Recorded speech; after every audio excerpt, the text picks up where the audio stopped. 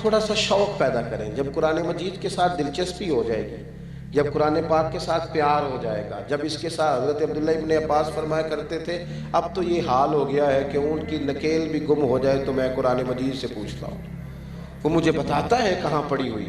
اپنے آپ کو دوبارہ سے موڑیں، قرآن پاک کے ساتھ اپنی دلچسپی پیدا کریں، اپنا شعور اس طرح کا بنائیں کہ ہم قرآن مجید سے جڑے ہوئے لوگ ہیں.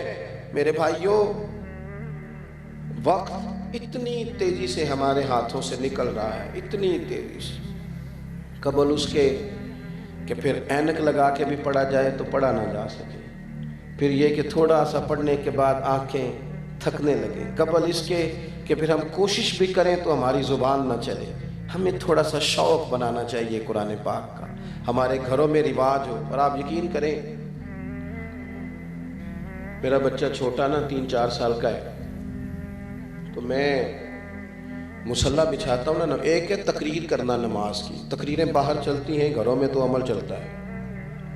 گھر میں تقریر نہیں چلتی، گھر میں ان کو پتہ ہو، گھر میں بندہ اصل کیفیت میں ہوتا ہے، وہاں پتہ ہوتا ہے سب کو کہ یہ نمازی ہے کہ بے نمازی ہے، وہاں پتہ ہوتا ہے سچ بولتا ہے جھوٹ بولتا ہے. گھر کے اندر کیا کیفیت ہے. ہمارے بچے کیوں کر نیک ہوں گے؟ ہماری تقریروں سے ہوں گے.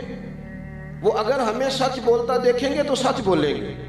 اگر ہمیں دیکھو، کبھی کسی باپ نے مجبوری سے کہا تھا اپنے پتر کو کہ بیٹا باہر کہہ دو کہ میں گھر میں نہیں، ہو سکتا ہے کوئی بڑی مجبوری ہو، لیکن اگر ایک دفعہ آپ نے جھوٹ بولنے کا اسے کہہ دیا نا، ایک دفعہ، پھر ساری زندگی روئیں گے کہ بیٹا میرے ساتھ تو سچ بولا کر، اور تیری مہربانی مجھے سچ بتایا کر. لیکن پھر وہ قابو نہیں آئے. میں مصلی بچھاتا ہوں تو بچے کو پتہ نہیں ابھی نماز کیا ہوتی ہے، تو وہ ساتھ آ کے کھڑا ہو جاتا ہے، سجدہ کرنے کی بجائے لیٹ جاتا ہے. اس کی دلچسپی ہوتی ہے، اس کی اماں قرآن مجید کھولتی ہے تو وہ سپارہ لے کے اس کے پاس بیٹھ جاتا ہے. ہمیں نا حضور نے فرمایا تھا اپنے گھروں کو قبرستان نہ بنانا، کچھ نماز کچھ نوافل گھر میں بھی ادا کرنا. ہم اگر یہ شور تو بڑا ہے کہ بچے موبائل دیکھتے ہیں، بچے موبائل دیکھتے ہیں، مجھے کہہ لینے دو، بڑے بھی بڑا ہی دیکھتے ہیں، بڑا ہی دیکھتے ہیں. اگر بیٹے کی گردن جھکی ہوئی ہے موبائل پہ تو والد صاحب کی بھی جھکی ہوئی ہے، وہ بھی کہہ رہے ہیں ذرا مجھے کھول کے دینا، فلاں نے کیا بھیجا تھا. خدا را کچھ سمجھے چیزوں کو. اگر آج ہم اپنے گھر کے اندر قرآن مجید خود تلاوت کریں گے تو پھر بچوں میں شوق آئے گا، پھر ان کی توجہ آئے گی. باتیں زیادہ نہیں کرنی، بس سمیٹنے کی طرف آتا ہوں.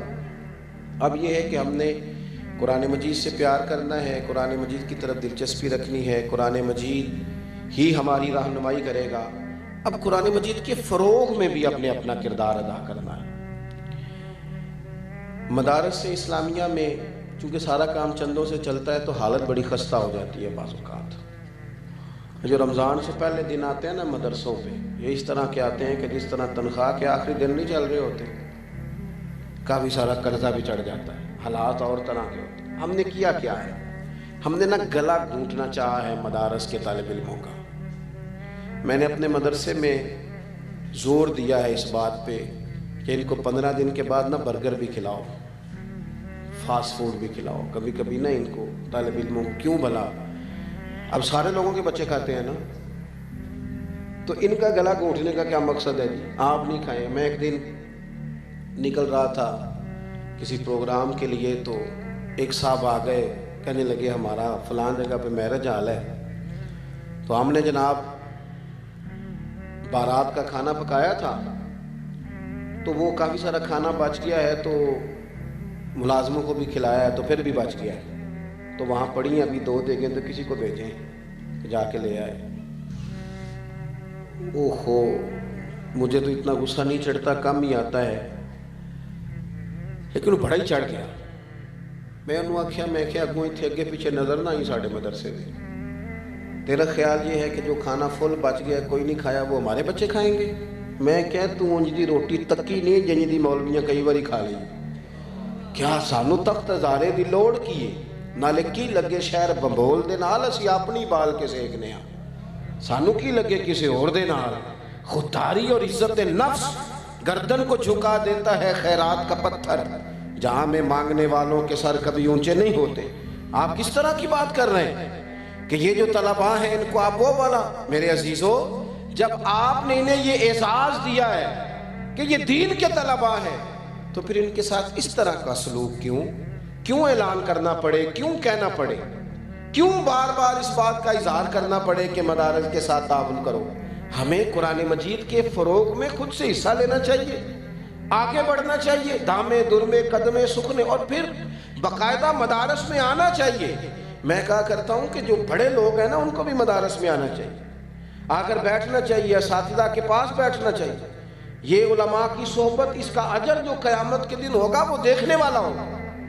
اور اعلیٰ حضرت رحمۃ اللہ علیہ سے جب کسی نے پوچھا کہ عالم کس طرح سے علم حاصل کرتا ہے کوئی طالب علم، تو اعلیٰ حضرت فرمانے لگے کہ کتب بینی سے بھی علم آتا ہے، پر سب سے زیادہ صحبت علماء سے آتا ہے.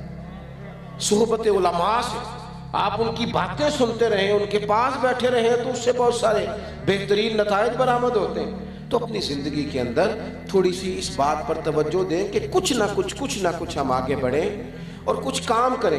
ایک تو جو ذہین بچہ ہو، قابل بچہ ہو، لائق فائق بچہ، اس کو لائے مدرسے میں داخل کرائیں، اور پھر یہ کہ اس کی پوری سرپرستی کریں، اس کی رپورٹ دیکھیں، اس کا آنا جانا دیکھیں، اس کی سوچ کو دیکھیں، اس کے اساتذہ کے ساتھ باقاعدہ گفتگو میں رہیں، مدارس اسلامیہ کی مضبوطی میں کردار ادا کریں.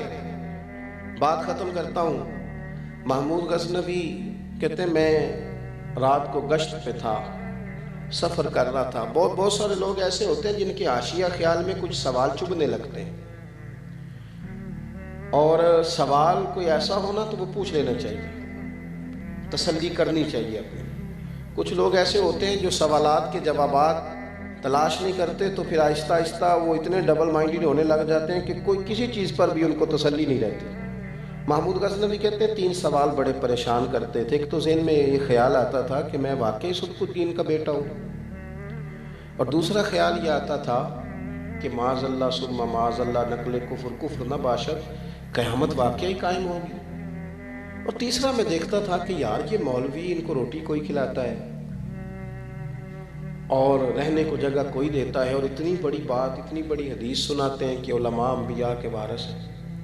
یہ وارث ہیں انبیاء کے. ظاہری حالات کے مطابق کہتے ہیں 3 باتیں بڑی کھٹکتی تھی طبیعت میں، پریشان کرتی. ایک دن میں گشت پہ تھا، رات کا ٹائم تھا.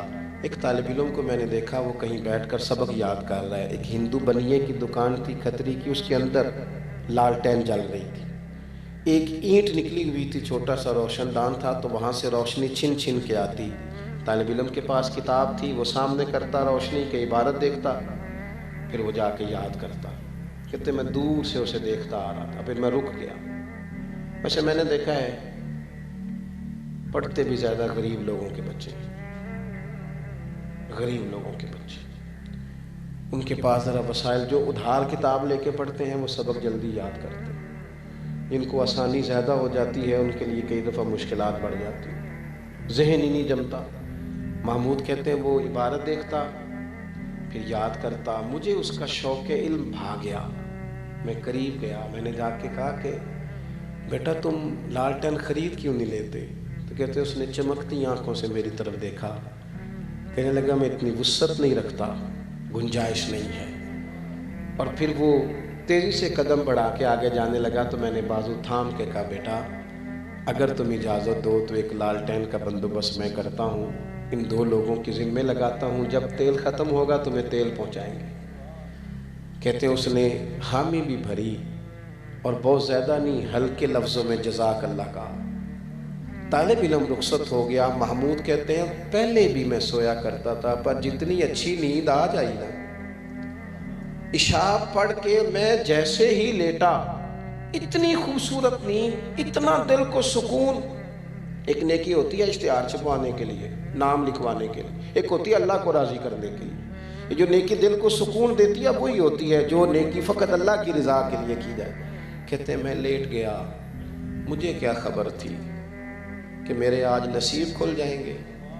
چر ہویا مینوں ترلے لیندیاں، کدی موڑ میرے ولواگاں، خواب میری وچ ایک وار جے آویں میں ساری عمر نہ جاگاں. کہتے ہیں میں نے عجیب منظر دیکھا کہ پورا میرا کمرہ روشن، خوشبوئیں پھیلنے لگی. نظر اٹھی تو سامنے بدوحا کا چہرہ موجود ہے. کہتے ہیں محبوب کریم علیہ السلام نے نا، سنیں اللہ جزا دے، ذرا سنیے، فرماتے ہیں کہ نبی کریم علیہ السلام نے نا زیادہ حضور افصح العرب، تھوڑے جملوں میں بڑی بڑی باتیں فرما دیتے ہیں. کہتے ہیں محبوب نے ایک جملہ کہا اور میرے تینوں سوالوں کے جواب دیے. محبوب فرمانے لگے، او سبکتگین کے بیٹے، آج تو نے میرے ایک وارث کی خدمت کی ہے، میں قیامت میں تیری سفارش کروں.